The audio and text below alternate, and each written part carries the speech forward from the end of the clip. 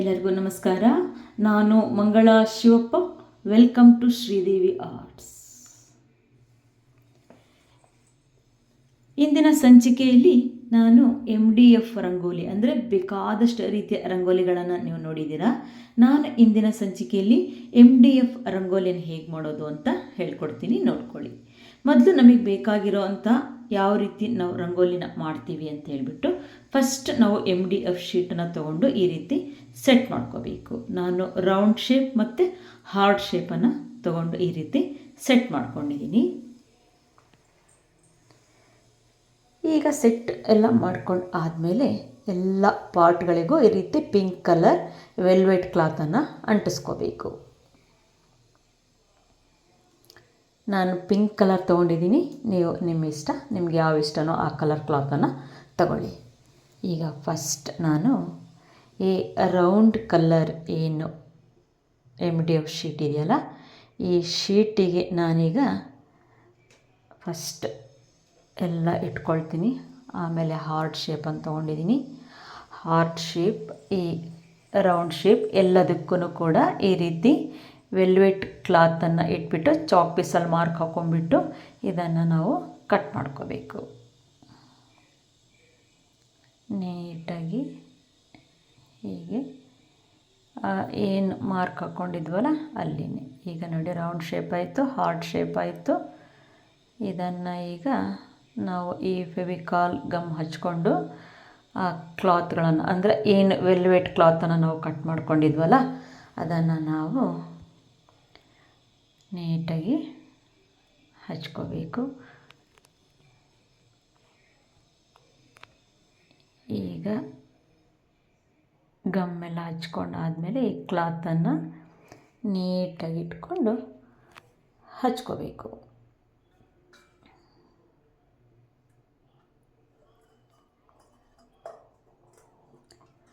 ಸೈಡ್ಗೆಲ್ಲ ಕ್ಲೀನಾಗಿ ಹೊತ್ಕೋಬೇಕು. ಈ ರೀತಿ ಎಲ್ಲ ನೀಟಾಗಿ ಹಚ್ಕೊಂಡು ಆದಮೇಲೆ ರೌಂಡ್ ಕ್ಲಾತ್ ಕಟ್ ಮಾಡ್ಕೊಂಡಿದ್ದನ್ನು ಕೂಡ ಈಗ MDF ಶೀಟ್ ಮೇಲೆ ಇಟ್ಬಿಟ್ಟು ಕ್ಲೀನಾಗಿ ಅಂಟಿಸ್ಕೋಬೇಕು.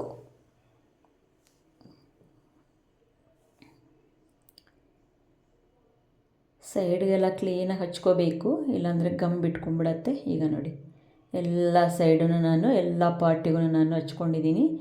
ಈಗ ಬೇಡದೇ ಇರೋ ಬಟ್ಟೆನ ನಾವು ಕಟ್ ಮಾಡಿ ತೆಗೆದುಬಿಡಬೇಕು. ಕ್ಲೀನಾಗಿ ಹೀಗೆ ಕಟ್ಟಿಂಗ್ ಮಾಡಿಕೊಂಡು ಆ ವೇಸ್ಟ್ ಕ್ಲಾತ್ ಏನಿದೆಯಲ್ಲ ಅದನ್ನೆಲ್ಲ ತೆಗೆದು ಈ ರೀತಿ ಸೆಟ್ ಮಾಡಿ ಇಟ್ಕೋಬೇಕು. ಈಗ ನೋಡಿ, ಎಲ್ಲದಕ್ಕೂ ಕೂಡ ನಾನು ಕ್ಲಾತನ್ನು ಹಚ್ಚಿ ಈ ರೀತಿ ಇಟ್ಕೊಂಡಿದ್ದೀನಿ.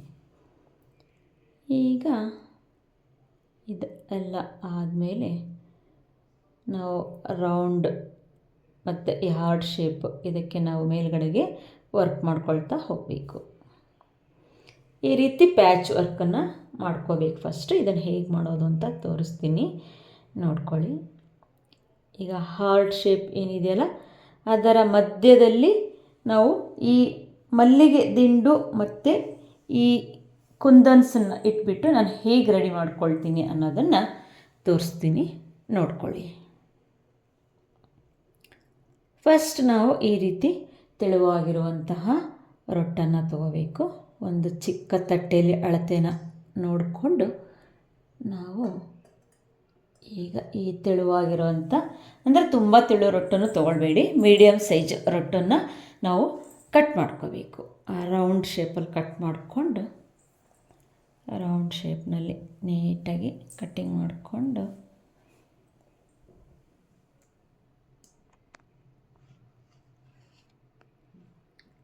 ಈಗೆಲ್ಲ ಮಾರ್ಕ್ ಹಾಕ್ಕೊಂಡಿದ್ದೀನಿ. ಹಾಕ್ಕೊಂಡು ಆದಮೇಲೆ ಕಟ್ ಮಾಡ್ಕೋಬೇಕು. ನೀಟಾಗಿ ಕಟ್ಟಿಂಗ್ ಮಾಡಿಕೊಂಡು ರೌಂಡ್ ಶೇಪ್ ಕಟ್ಟಿಂಗ್ ಮಾಡಿಕೊಂಡು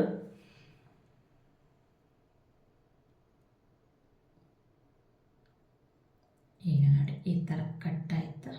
ಇದರ ಮೇಲೆ ಮತ್ತೆ ನಾವು ವೆಲ್ವೆಟ್ ಕ್ಲಾತನ್ನು ಹಚ್ಕೋಬೇಕು. ಅದ್ರ ಮೇಲ್ಗಡೆನೇ ವರ್ಕ್ ಮಾಡಿದರೆ ಅಷ್ಟು ನೀಟ್ ಆ್ಯಂಡ್ ಕ್ಲೀನಾಗಿ ಕಾಣಿಸಲ್ಲ ಅಂದ್ಬಿಟ್ಟು ನಾನು ಮತ್ತೆ ವೆಲ್ವೆಟ್ ಕ್ಲಾತನ್ನು ಹಚ್ಕೊಳ್ತೀನಿ. ಈಗ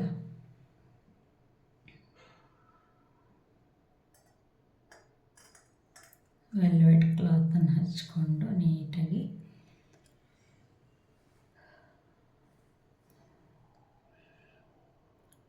ಇದಕ್ಕೂ ಕೂಡ ಕ್ಲೀನಾಗಿ ಔಟರ್ ಲೈನಲ್ಲಿ ಏನು ಕ್ಲಾತ್ ಎಲ್ಲ ಬಂದಿರುತ್ತಲ್ಲ ಅದನ್ನೆಲ್ಲ ಕಟ್ ಮಾಡಿ ತೆಗೆದುಬಿಡಬೇಕು.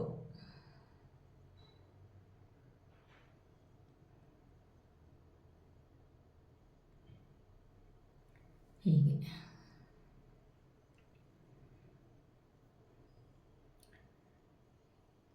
ಇದಾದಮೇಲೆ ಈ ರೀತಿ ನಿಮಗೆ ಈ ಕ್ರಾಫ್ಟ್ ಅಂಗಡಿಗಳಲ್ಲಿ ಈ ರೀತಿ ಕ್ಯಾಪ್ ಮತ್ತು ಗೋಲ್ಡ್ ಕ್ಯಾಪ್ ಮತ್ತು ಮಲ್ಲಿಗೆ ದಿಂಡು ಇದೆಲ್ಲ ನಿಮಗೆ ಕ್ರಾಫ್ಟ್ ಅಂಗಡಿಗಳಲ್ಲಿ ಸಿಗುತ್ತೆ.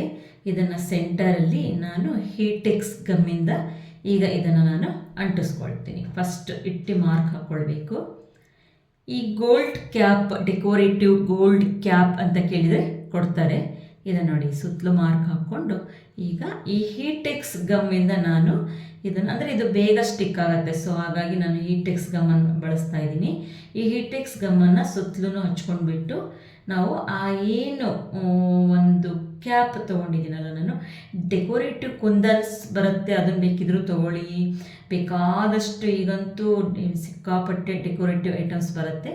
ಗ್ಲಾಸ್ ಬೇಕಿದ್ರೆ ಗ್ಲಾಸನ್ನು ಹಚ್ಕೊಳ್ಬೋದು. ನಾನು ಈ ರೀತಿ ಗೋಲ್ಡ್ ಕ್ಯಾಪನ್ನು ನಾನು ಹಚ್ಕೊಳ್ತಾ ಇದ್ದೀನಿ. ಆ ಹೀಟೆಕ್ಸ್ ಗಮ್ ಹಚ್ಚೋದ್ರಿಂದ ಅಲ್ಲಿ ಕ್ಲೀನಾಗಿ ನೀಟಾಗಿ ಸೆಟ್ ಆಗ್ತದೆ.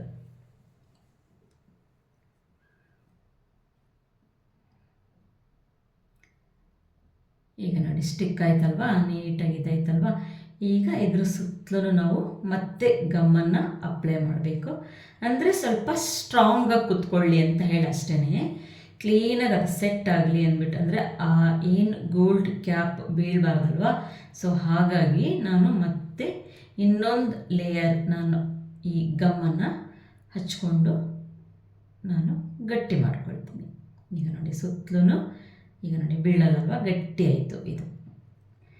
ಇದು ಆದಮೇಲೆ ಒಂದು ಸೈಡಿಗೆ ಎತ್ತಿಟ್ಕೊಂಡು ಈಗ ನಾವು ಈ ಫೆವಿಕಾಲ್ ಗಮ್ಮನ್ನು ಸುತ್ತಲೂ ಹಚ್ಕೊಂಡು ಈ ಏನು ನಾವು ದಿಂಡು ಮಲ್ಲಿಗೆ ದಿಂಡು ಅಂದರೆ ನಾವು ಹೇರ್ ಸ್ಟೈಲಿಗೆ ಹಾಕುವಂತಹ ಮಲ್ಲಿಗೆ ದಿಂಡು ಏನಿದೆಯಲ್ಲ ಅದನ್ನು ನಾನು ಅಲ್ಲಿ ಅಂಟಿಸ್ಕೊಳ್ತಾ ಹೋಗ್ತೀನಿ. ಈಗ ನೋಡಿ ಇದು ಒಂದೊಂದೇ ನಾನು ಬಿಡಿಸಿ ಕಟ್ ಮಾಡ್ಕೊಂಡಿದ್ದೀನಿ. ಅದ್ರದ್ದು ಸ್ವಲ್ಪ ಉದ್ದುದ್ದ ಇರುತ್ತೆ. ಈ ತೊಟ್ಟು ಏನಿದೆಯಲ್ಲ ಇದು ಉದ್ದುದ್ದ ಇರುತ್ತೆ. ಇದನ್ನು ಸ್ವಲ್ಪ ಕಟ್ ಮಾಡ್ಕೋಬೇಕು ನಾವು, ಅಂದರೆ ಫಿನಿಶಿಂಗ್ ನೀಟಾಗಿ ಬರುತ್ತೆ. ಸೊ ಹಾಗಾಗಿ ಸ್ವಲ್ಪನೇ ನಾವು ಏನು ತೊಟ್ಟು ಇದೆಯಲ್ಲ ಅದನ್ನು ನೋಡಿ ಈ ಥರ ಕಟ್ ಮಾಡಿ ಈ ಗಮ್ ಏನು ಹಚ್ಕೊಂಡಿದ್ದೀವಲ್ಲ ಈಗ ಇದ್ರ ಮೇಲ್ಗಡೆ ಹಚ್ಕೊಳ್ತಾ ಹೋಗಬೇಕು.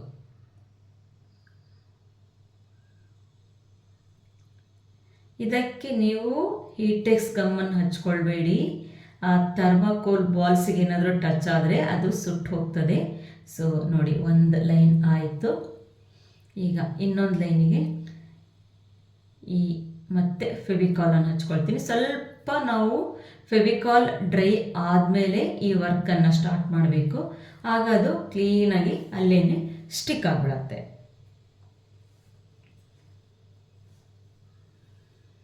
ಈಗ ನೀಟಾಗಿ ನಾವು ಗಮ್ಮನ್ನು ಹಚ್ಕೋಬೇಕು. ಹಾಗೆಯೇ ಈ ಏನು ಇನ್ನೊಂದು ಲೇಯರ್ ಅಂದರೆ ಅಲ್ಲಿ ಕ್ಲಾತ್ ಕಾಣಿಸ್ಬಾರ್ದಲ್ವ, ಸೊ ಹಾಗಾಗಿ ನಾವು ಇನ್ನೊಂದು ಲೇಯರ್ ನಾವು ಈ ಮಲ್ಲಿಗೆ ದಿಂಡು ಏನಿದೆಯಲ್ಲ ಅದನ್ನು ಕಟ್ ಮಾಡ್ಕೊಂಡಿರುವಂಥ ಪೆಟಲ್ಸ್ ಅಂದರೆ ಮಲ್ಲಿಗೆ ಹೂಗಳನ್ನು ಸುತ್ತಲೂ ಕೂಡ ನಾವು ಅಂಟಿಸ್ಕೊಳ್ಬೇಕು. ಇದು ಡ್ರೈ ಆದಮೇಲೆ ನೋಡಿ ಈ ರೀತಿ ಕಾಣಿಸುತ್ತೆ. ಇಲ್ಲಿ ಈಗ ಗ್ಯಾಪ್ ಏನು ಕಾಣುತ್ತಲ್ವ ಅಲ್ಲಿ ನಾವು ಈ ರೀತಿ ದಪ್ಪನೆ ಗೋಲ್ಡ್ ಮಣಿಯನ್ನು ಒಂದು ದಾರಕ್ಕೆ ಪೋಣಿಸ್ಕೋಬೇಕು. ಈಗ ಒಂದು ತೆಳುವಾಗಿರುವಂಥ ಸೂಜಿಗೆ ನಾನು ಸ್ವಲ್ಪ ದಪ್ಪನೆ ಕಾಟನ್ ದಾರ ಅದನ್ನು ಮಣಿಗಳನ್ನೆಲ್ಲ ಪೋಣಿಸ್ಕೊಂಡು ಅದ್ರ ಸುತ್ತಲೂ ನಾವು ಗಮ್ ಹಾಕಿಬಿಟ್ಟು ಅಲ್ಲೇ ಅಂಟಿಸ್ಕೊಂಡ್ಬಿಡ್ಬೇಕು. ಈಗ ನೋಡಿ ಇದು ರೆಡಿ ಆಯ್ತಲ್ವಾ. ಈಗ ಮಣಿಗಳು ಇನ್ನೊಂದು ಸ್ವಲ್ಪ ಅದಕ್ಕೆ ಎಷ್ಟು ಬೇಕೋ ಅಷ್ಟು ಹಾಕ್ಕೊಂಡು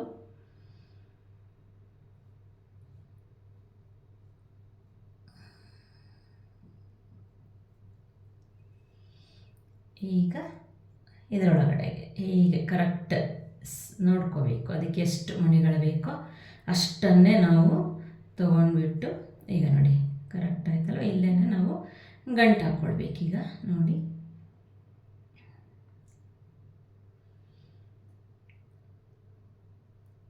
ಇಲ್ಲಿನೂ ಕೂಡ ನಾನೀಗ ಟ್ರಾನ್ಸ್ಪರೆಂಟ್ ಗಮ್ಮನ್ನು ಬಳಸ್ತಾ ಇದ್ದೀನಿ.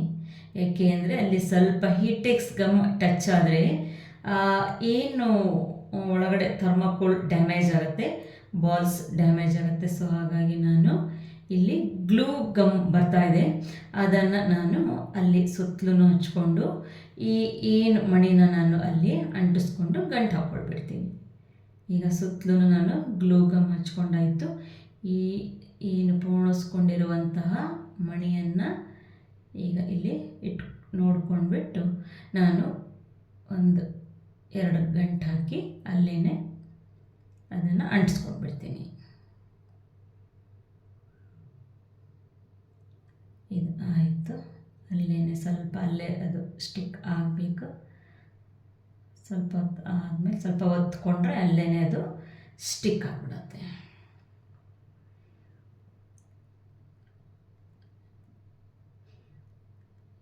ಎಲ್ಲ ಕಡೆ ನೀಟಾಗಿ ಒತ್ಕೊಳ್ಬೇಕು ಹೀಗೆ. ಈಗ ನೋಡಿ ರೆಡಿ ಆಯ್ತಲ್ವಾ. ಇದು ಆದಮೇಲೆ ಈಗ ಸೆಂಟರ್ ಪಾರ್ಟಿಗೆ ನಾವು ಡೆಕೋರೇಷನ್ ಮಾಡ್ಕೋಬೇಕಲ್ಲ, ಅದಕ್ಕೆ ನಾವು ಫಸ್ಟ್ ಏನು ರೆಡಿ ಮಾಡ್ಕೊಂಡಿರುವಂತಹ ಈ ಮಲ್ಲಿಗೆ ದಿಂಡಿನ ಪ್ಲೇಟನ್ನು ಫಸ್ಟ್ ನಾವು ಇಲ್ಲಿ ಅಂಟಿಸ್ಕೋಬೇಕು. ನಾನು ಆಲ್ರೆಡಿ ಮಾಡಿಟ್ಕೊಂಡಿದ್ದೀನಿ, ಬಟ್ ಒಂದು ಪಾರ್ಟ್ ಅಷ್ಟೇ ನಾನು ನಿಮಗೆ ಹೇಗೆ ಮಾಡ್ಕೊಂಡಿದ್ದೀನಿ ಅಂತ ತೋರಿಸ್ತಾ ಇದ್ದೀನಿ, ನೋಡ್ಕೊಳ್ಳಿ. ಈಗ ಇದಕ್ಕೆ ಫೆವಿಕಾಲ್ ಗಮ್ ಹಚ್ಕೊಂಡು ಸೆಂಟರ್ ಪಾರ್ಟಲ್ಲಿ ಇದನ್ನು ಇಟ್ಕೋಬೇಕು. ಇದನ್ನು ನೀಟಾಗಿ ಇಟ್ಕೊಂಡು ಆದಮೇಲೆ ಸ್ವಲ್ಪ ಅಲ್ಲಲ್ಲೇ ಒತ್ಕೋಬೇಕು, ಅಂದರೆ ಅದು ಗಟ್ಟಿ ಆಗಬೇಕಲ್ವ, ಅದು ಸೆಟ್ ಆಗಬೇಕಲ್ಲ. ಈಗ ಅದು ಆದಮೇಲೆ ನಾವು ಈಗ ಸೆಂಟರ್ ಪಾರ್ಟ್ ಹೇಗೆ ಡೆಕೋರೇಷನ್ ಮಾಡ್ಕೋಬೇಕು ಅಂತ ತೋರಿಸ್ತೀನಿ. ಈಗ ಒಂದು ರೆಡ್ ಕಲರ್ ನಾನು ದೊಡ್ಡದಾಗಿರುವಂಥ ಹರಳಿನ ಕುಂದನ್ಸನ್ನು ತಗೊಳ್ತಾ ಇದ್ದೀನಿ. ಅದನ್ನು ಈಗ ಈ ಹೀಟೆಕ್ಸ್ ಗಮ್ಮಿನ ಸಹಾಯದಿಂದ ನಾನು ಅಂಟಿಸ್ಕೊಳ್ತೀನಿ. ಈಗ ನೋಡಿ ಅಲ್ಲ ಅಂಟಿಸ್ಕೊಳ್ತೀನಿ. ಅದು ಆದಮೇಲೆ ಅದು ನೀಟಾಗಿ ಸೆಟ್ ಆಗಬೇಕು. ಈಗ ಇದಾಯಿತು. ಈಗ ಸುತ್ತಲೂ ಪಾಟ್ ಹೇಗೆ ಮಾಡಿಕೊಂಡೆ ಗ್ರೀನ್ ಕಲರ್, ಇದಕ್ಕೆ ನಾವು ಬಟ್ಟೆ ಒಣಗಿಸುವಂಥ ವಯರ್, ಇದು ಏನು ಪಾರ್ಟ್ ಮಾಡ್ಕೊಂಡಿದ್ದನ್ನು ತೋರಿಸ್ತಾ ಇದ್ದೀನಿ. ಈಗ ಈ ಗ್ರೀನ್ ಕಲರ್ ಪಾರ್ಟ್, ಈ ಬಟ್ಟೆ ಒಣ ಹಾಕುವಂತಹ ಈ ವಯರ್ಗಳು ನಮ್ಮ ಹತ್ರ ವೇಸ್ಟ್ ವಯರ್ಗಳು ಸಾಕಷ್ಟು ಇರುತ್ತೆ. ಮೇಲೆ ಪಾರ್ಟಿಗೆ ಒಂದು ದಪ್ಪನ ತೊಗೊಂಡಿದ್ದೀನಿ, ಇಲ್ಲಿ ಸ್ವಲ್ಪ ತೆಳುವಾಗಿರೋದು ತೊಗೊಂಡಿದ್ದೀನಿ. ಈ ಸುತ್ತಲ ಪಾರ್ಟಿಗೆ ನಾನು ಸ್ವಲ್ಪ ದಪ್ಪನೆಯ ಹಗ್ಗವನ್ನು ತೊಗೊಂಡಿದ್ದೀನಿ. ಮಧ್ಯದ ಪಾರ್ಟಿಗೆ ನಾನು ಸ್ವಲ್ಪ ತೆಳುವಾಗಿರುವಂಥದ್ದು. ಈ ಕಟ್ ಮಾಡೋದಲ್ಲಿ ಸ್ವಲ್ಪ ಅದು ಬಿಟ್ಕೊಳ್ಳುತ್ತಲ್ಲ, ಅದನ್ನು ಈ ಮೇಣದ ಬತ್ತಿಯಿಂದ ಸುಟ್ಬಿಟ್ಟು ನಾವು ಅಲ್ಲೇ ಗಟ್ಟಿ ಮಾಡ್ಕೊಳ್ಬೇಕು. ಎರಡು ತುದಿಯಲ್ಲೂ ಸ್ವಲ್ಪ ದಾರ ಬಿಟ್ಕೊಂಡಿರುತ್ತಲ್ಲ, ಸೊ ಅಲ್ಲಿ ಈ ರೀತಿ ಇದು ಮಾಡಿ ನೋಡಿ, ಈ ಥರ ಇದು ಮಾಡ್ಕೊಂಡು ಅಲ್ಲೇ ಒತ್ಕೋಬೇಕು. ಅಲ್ಲಿ ಒತ್ಕೊಂಡಾದ್ಮೇಲೆ ಅದು ಗಟ್ಟಿ ಆಗುತ್ತಲ್ವ, ಫಿನಿಶಿಂಗ್ ವರ್ಕ್ ನೀಟಾಗಿ ಬರುತ್ತೆ ಅಂತ ಅಷ್ಟೇ. ಈಗ ನೋಡಿ ಇಲ್ಲಿ ಒತ್ತಿ ಇಟ್ಕೊಂಡು ಈ ಜೂಲಾ ಲೇಸ್ ಅಂತ ಹೇಳಿ ನಮಗೆ ಸಿಗುತ್ತೆ, ಇದಕ್ಕೆ ನಾವು ಸುತ್ಕೋಬೇಕು. ಮೇಲಿನ ಪಾರ್ಟಿಗೆ ಸ್ವಲ್ಪ ತೆಳುವಾಗಿರುವಂತಹ ಬಟ್ಟೆ ಒಣಗಿಸುವ ಹಗ್ಗವನ್ನು ನಾನು ತೊಗೊಂಡಿದ್ದೀನಿ, ಪ್ಲಾಸ್ಟಿಕ್ ವಯರ್. ಅದಕ್ಕೆ ಈ ಜೂಲಾ ಲೇಸ್ ನಮಗೆ ಇದು ಸಿಗ್ತದೆ ಕ್ರಾಫ್ಟ್ ಅಂಗಡಿಗಳಲ್ಲಿ. ಈ ಜೂಲಾ ಲೇಸನ್ನು ನಾವು ಸುತ್ಕೊಳ್ಬೇಕು, ಅಥವಾ ಗ್ರೀನ್ ನಿಮ್ಮ ಹತ್ರ ಲೇಸ್ ಇದ್ದರೆ ಗ್ರೀನ್ ಲೇಸನ್ನು ಬೇಕಿದ್ರೆ ಸುತ್ಕೊಳ್ಳಿ. ನಾನು ಸ್ವಲ್ಪ ಕಾಂಟ್ರಾಸ್ಟ್ ವರ್ಕ್ ಬರಲಿ ಅಂದ್ಬಿಟ್ಟು ಈ ರೀತಿ ಜೂಲಾ ಲೇಸನ್ನು ಆ ಬಟ್ಟೆ ಒಣಗಿಸುವ ಹಗ್ಗಕ್ಕೆ ನಾನು ಗಮ್ಮಿನ ಸಹಾಯದಿಂದ ನಾನು ಅಂಟಿಸ್ಕೊಳ್ತಾ ಇದ್ದೀನಿ. ಈಗ ಸುತ್ತಲೂ ತುದಿಯವರೆಗೂ ಹಚ್ಕೋಬೇಕು. ಈಗ ನೋಡಿ ಫಿನಿಶಿಂಗ್ ಆಗಿರೋದು ತೋರಿಸ್ತೀನಿ. ಇಲ್ಲೆಲ್ಲ ಗಮ್ ಹಚ್ಚಿ ನಾನು ನೀಟಾಗಿ ಅಂಟಿಸ್ಕೊಂಡಿದ್ದೀನಿ. ಇದು ಆದಮೇಲೆ ಈ ದಪ್ಪನೆಯ ಒಂದು ಏನು ನಾವು ತೊಗೊಂಡಿದ್ನಲ್ಲ, ಅದೇ ಬಟ್ಟೆ ಒಣಗಿಸುವ ಆ ಪ್ಲಾಸ್ಟಿಕ್ ವಯರಿಗೆ ನಾನು ಹಚ್ಕೊಳ್ತೀನಿ. ಒಂದು ದಪ್ಪನೆಯ ಪ್ಲಾಸ್ಟಿಕ್ ಹಗ್ಗ, ಇನ್ನೊಂದು ಸ್ವಲ್ಪ ಅದಕ್ಕಿಂತ ಚಿಕ್ಕದು, ಅಂದರೆ ಇದು ಫಿನಿಶಿಂಗಿಗೋಸ್ಕರ ನಾನು ಆ ಥರ ಚಿಕ್ಕದು ದೊಡ್ಡದು ದಾರವನ್ನು ನಾನು ಹಗ್ಗವನ್ನು ಆ ಪ್ಲಾಸ್ಟಿಕ್ ವಯರನ್ನು ನಾನು ತೊಗೊಂಡಿದ್ದು. ಈಗ ನೋಡಿ ಈ ಥರ ತುದಿಗೆಲ್ಲ ನಾವು ಸುಟ್ಕೊಂಡ್ಮೇಲೆ ಅದು ಹಚ್ಕೊಂಡ್ರೆ ಎಷ್ಟು ಕ್ಲೀನಾಗಿ ಬರುತ್ತೆ. ಫಿನಿಶಿಂಗ್ ಎಷ್ಟು ನೀಟಾಗಿ ಬಂತಲ್ವಾ. ಈಗ ನೋಡಿ ಆಯಿತು. ಎಂಡಿಗೂ ಕೂಡ ನಾನು ಗಮ್ ಹಚ್ಚಿ 2 ಪಾರ್ಟ್ಗಳನ್ನು ಕೂಡ ನಾನು ರೆಡಿ ಮಾಡ್ಕೊಂಡಾಯಿತು. ಈಗ ಈ ಸುತ್ತಲೂ ಪಾರ್ಟಿಗೆ ಈ ರೀತಿ ನಿಮಗೆ ಥರ್ಮಾಕೋಲ್ ಪೈಪಿಂಗ್ ಸಿಗುತ್ತೆ. ಈ ಥರ್ಮಾಕೋಲ್ ಪೈಪಿಂಗ್ಗೆ ನಾನು ಈ ಥರ ಗೋಲ್ಡ್ ಏನು ಲೇಸ್ ಬರುತ್ತೆ. ಈಗ ನೋಡಿ ಇದನ್ನು ಕಟ್ ಮಾಡ್ಕೊಂಡಿದ್ದೀನಿ. ಇದು ಥರ್ಮಾಕೋಲ್ ಪೈಪಿಂಗ್, ಇಲ್ಲ ಅಂದರೆ ನೀವು ಈ ರೀತಿ ಪ್ಲಾಸ್ಟಿಕ್ ಪೈಪು ಸಿಗುತ್ತೆ, ಆ ಪ್ಲಾಸ್ಟಿಕ್ ಪೈಪಿಗೂ ಬೇಕಾದರೆ ನೀವು ಹಚ್ಕೊಳ್ಬೋದು. ಈ ಕರೆಂಟ್ ವಯರ್ ಹಾಕುವಂತಹ ಪ್ಲಾಸ್ಟಿಕ್ ಪೈಪ್ ಇದು, ಅದನ್ನು ಬೇಕಾದರೂ ತೊಗೊಳ್ಳಿ. ಈ ಥರ್ಮಾಕೋಲ್ ಪೈಪಿಂಗ್ ಬೇಕಾದರೂ ತೊಗೊಳ್ಳಿ. ನಾನು ಥರ್ಮಾಕೋಲ್ ಪೈಪಿಂಗನ್ನು ತೊಗೊಳ್ತಾ ಇದ್ದೀನಿ. ಇದು ನಿಮಗೆ ಹಾರ್ಡ್ವೇರ್ ಶಾಪ್ಗಳಲ್ಲಿ ಸಿಗುತ್ತೆ. ಥರ್ಮಾಕೋಲ್ ಪೈಪಿಂಗ್ ಅಂತ ಕೇಳಿದರೆ ನಿಮಗೆ ಕೊಡ್ತಾರೆ. ಅದಕ್ಕೆ ನಾನೀಗ ಈ ಗೋಲ್ಡ್ ಲೇಸನ್ನು ನಾನು ಸುತ್ಕೊಳ್ತೀನಿ. ಆ ಥರ್ಮಾಕೋಲ್ ಪೈಪಿಂಗ್ ನಿಮಗೆ ಸಿಕ್ಕಿಲ್ಲ ಅಂದರೆ 1/4 ಇಂಚಿನ ಈ ತೆಳುವಾಗಿರುವಂಥ ಚಿಕ್ಕ ಪೈಪ್ ಕೂಡ ನಿಮಗೆ ಹಾರ್ಡ್ವೇರ್ ಶಾಪಲ್ಲೇ ಸಿಗತ್ತೆ. ನೀವು ಅದಕ್ಕೂ ಕೂಡ ಹಚ್ಕೊಳ್ಬೋದು. ಈಗ ಎಂಡ್ವರೆಗೂ ಇದನ್ನು ಹಚ್ಕೊಳ್ಬೇಕು. ಹಚ್ಕೊಂಡು ಆದಮೇಲೆ ನೋಡಿ ಇಷ್ಟು ರೆಡಿ ಆಯ್ತು. ಈಗ ರೆಡಿ ಆದಮೇಲೆ ಎಂಡಿಂಗ್ ಈಗ ಪೈಪಿಂಗ್ ಸ್ವಲ್ಪ ಆ ಟೇಪನ್ನು ಹಚ್ಚಿ ಫಿನಿಶಿಂಗ್ ಮಾಡ್ಕೊಳ್ತೀನಿ. ಫಿನಿಶಿಂಗ್ ಮಾಡ್ಕೊಂಡಾದಮೇಲೆ ಈಗ ಇದನ್ನು ಹಚ್ಕೋಬೇಕು ಈ ಥರ. ಈಗ ನೋಡಿ ಎಲ್ಲ ರೆಡಿ ಆಯಿತು, ಪೈಪಿಂಗ್ಗಳೆಲ್ಲ ರೆಡಿ ಆಯಿತು. ಇದು ಈ ಪಾರ್ಟಿಗೆ, ಅಂದರೆ ಮಲ್ಲಿಗೆ ದಿಂಡಿನ ಪಾರ್ಟಿಗೆ ಈ ಏನು ಗಮ್ ಹಚ್ಕೊಂಡು ಏನು ಗ್ಲೂ ಗಮ್ ಬರುತ್ತಲ್ಲ ಇದನ್ನು ಹಚ್ಕೋಬೇಕು. ಟ್ರಾನ್ಸ್ಪರೆಂಟ್ ಗಮ್ ಇದು, ಅಂದರೆ ವರ್ಕ್ ನೀಟ್ ಆ್ಯಂಡ್ ಚೆನ್ನಾಗಿ ಬರುತ್ತೆ ಅಂತ ಟ್ರಾನ್ಸ್ಪರೆಂಟ್ ಗಮ್ಮನ್ನು ನಾವಲ್ಲಿ ಯೂಸ್ ಮಾಡಬೇಕು.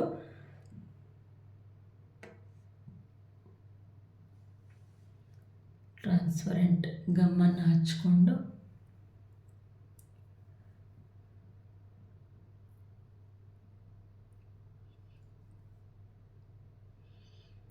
ಆಮೇಲೆ ಸುತ್ತಲೂ ಏನು ಪೈಪಿಂಗ್ ಮಾಡ್ಕೊಂಡಿದ್ನಲ್ಲ ಅದನ್ನು ಹಚ್ಕೋಬೇಕು. ಆಮೇಲೆ ಈ ಗೋಲ್ಡ್ ಪೈಪಿಂಗ್ ಏನು ರೆಡಿ ಮಾಡ್ಕೊಂಡಿದ್ನಲ್ಲ ನಾನೀಗ ಹೀಟೆಕ್ಸ್ ಗಮ್ಮಿಂದ ಹಚ್ಕೊಳ್ತಾ ಇದ್ದೀನಿ. ಸ್ವಲ್ಪ ಇಲ್ಲಿ ಹೀಟೆಕ್ಸ್ ಗಮ್ಮನ್ನೇ ಯೂಸ್ ಮಾಡ್ಕೊಳ್ಳಿ, ಬೇಗನೆ ಸ್ಟಿಕ್ ಆಗುತ್ತೆ. ಅಥವಾ ಗ್ಲೂ ಗನ್ ಇದ್ರೂ ನೀವು ಯೂಸ್ ಮಾಡ್ಕೊಳ್ಳಿ. ಟ್ರಾನ್ಸ್ಪರೆಂಟ್ ಗಮ್ ಇದ್ರೂ ಅದನ್ನು ಬೇಕಾದರೂ ಹಚ್ಕೊಳ್ಳಿ. ಫೆವಿಕಾಲ್ ಅಂದರೆ ಸ್ವಲ್ಪ ಅಷ್ಟು ಕ್ವಿಕ್ಕಾಗಿ ವರ್ಕ್ ಆಗಲ್ಲ. ಸೊ ಹಾಗಾಗಿ ನಾನು ಈ ಥರ ಎಲ್ಲ ರೀತಿಯ ಗಮ್ಗಳನ್ನು ಕೂಡ ನಾನು ಯೂಸ್ ಮಾಡ್ಕೊಳ್ತೀನಿ. ಈ ಹೀಟೆಕ್ಸ್ ಗಮ್ ಖಾಲಿಯಾಗಿರೋದ್ರಿಂದ ನಾನೀಗ ಇಲ್ಲಿ ಫೆವಿಕಾಲ್ ಗಮ್ಮನ್ನು ಯೂಸ್ ಮಾಡ್ಕೊಳ್ತೀನಿ. ಬಟ್ ಬೇಗನೆ ಸ್ಟಿಕ್ ಆಗಲ್ಲ, ಸ್ವಲ್ಪ ಅದು ಟೈಮ್ ತಗೊಳುತ್ತೆ ಅಷ್ಟೇ, ಮತ್ತು ಬೇರೆ ಏನೂ ಇಲ್ಲ. ಹಾಗಾಗಿ ನಾವು ಆದಷ್ಟು ಹೀಟೆಕ್ಸ್ ಗಮ್ ಅಂದರೆ ಫಾಸ್ಟ್ ವರ್ಕ್ ಆಗುತ್ತೆ ಅಷ್ಟೇ. ಈಗ ಈ ಇದರಿಂದ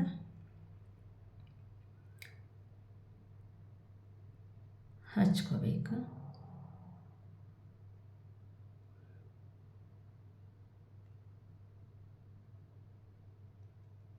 ಈಗ ನೋಡಿ ಫಿನಿಶಿಂಗ್ ಆಯಿತು, ಎಷ್ಟು ನೀಟಾಗಿ ರೆಡಿ ಆಯಿತು.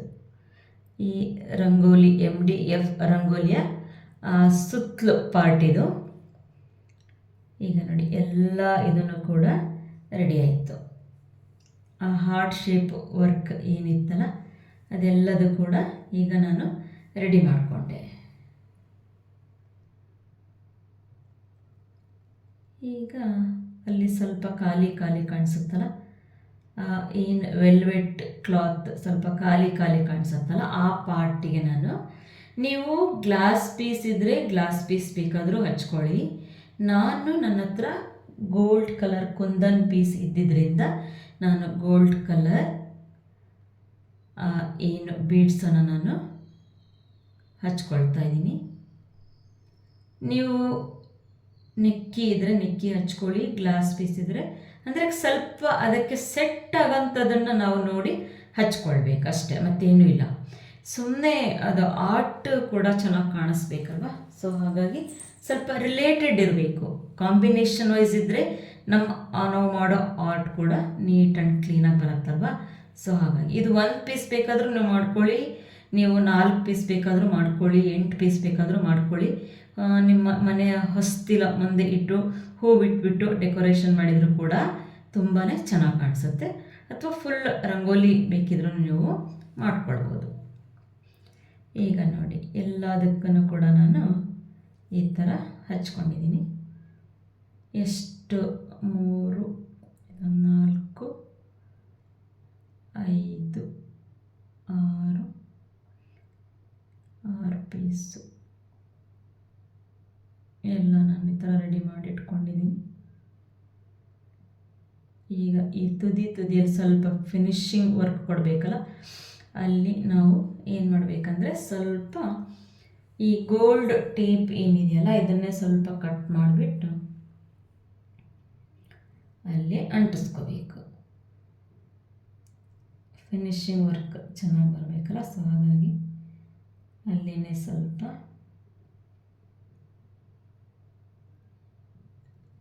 ಈ ಗೋಲ್ಡ್ ಏನು ಲೇಸ್ ಇತ್ತಲ್ಲ ಅದು ಹಚ್ಕೊಂಡಲ್ಲಿ ಪ್ಯಾಕ್ ಮಾಡ್ಕೊಂಡ್ಬಿಟ್ರೆ ಅದು ವರ್ಕ್ ಕೂಡ ಎಷ್ಟು ನೀಟಾಗಿ ಕ್ಲೀನಾಗಿ ಕಾಣಿಸುತ್ತೆ. ನೋಡಿ ಇಲ್ಲಿನೂ ಕೂಡ ಸ್ವಲ್ಪ ಗಮ್ ಹಚ್ಕೊಂಡು ಹೀಟೆಕ್ಸ್ ಗಮ್ ತೊಗೊಂಡಿದ್ದೀನಿ, ಫೆವಿಕಾಲ್ ಹೀಟೆಕ್ಸ್ ಗಮ್ ಹಚ್ಕೊಂಡಿದ್ದೀನಿ. ಅಲ್ಲಿ ಹಚ್ಕೊಂಡು ಅದನ್ನು ಫಿನಿಶಿಂಗ್ ಮಾಡ್ಕೋಬೇಕು. ಫಸ್ಟ್ ಪಾರ್ಟ್ 1 ನಾನು ಈ ಬಾರ್ಡರ್ ಲೈನ್ ಹಾರ್ಟ್ ಶೇಪ್ ಏನಿದೆಯಲ್ಲ ಅದನ್ನು ಅಷ್ಟೇ ಈಗ ನಾನು ತೋರಿಸ್ತಾ ಇದ್ದೀನಿ. ಏಕೆಂದರೆ ವಿಡಿಯೋ ಲೆಂತಿ ಆದರೆ ನಿಮಗೂ ಕೂಡ ನೋಡ್ಲಿಕ್ಕೆ ಬೋರ್ ಆಗ್ತದಲ್ವ. ಸೊ ಹಾಗಾಗಿ ಆ್ಯಕ್ಚುಲಿ ಇದನ್ನು ನಾನು ಅಪ್ಲೋಡ್ ಮಾಡಿದ್ದೆ, ಸೊ ನನಗೆ ಕಾಪಿರೈಟ್ ಬಿದ್ದಿರೋದ್ರಿಂದ ಮತ್ತೆ ನಾನು ಇದನ್ನು ಹೊಸದಾಗಿ ನಿಮಗೆ ವಾಯ್ಸ್ ರೆಕಾರ್ಡಿಂಗ್ ಕೊಟ್ಟು ಅಪ್ಲೋಡ್ ಮಾಡ್ತಾ ಇದ್ದೀನಿ. ಸೊ ಈ ಆರ್ಟ್ ವರ್ಕ್ ಹೇಗೆ ಬಂದಿದೆ ಅಂತ ನೀವು ಕಮೆಂಟಲ್ಲಿ ನನಗೆ ಕಮೆಂಟನ್ನು ಹಾಕಿ. ಪಾರ್ಟ್ 2ನ ನಾನು ಇನ್ನು ನೆಕ್ಸ್ಟ್ ಎಪಿಸೋಡಲ್ಲಿ ನಾನು ಹಾಕ್ತೀನಿ. ಓಕೆ, ನೀವು ಟ್ರೈ ಮಾಡ್ತೀರ ತಾನೆ?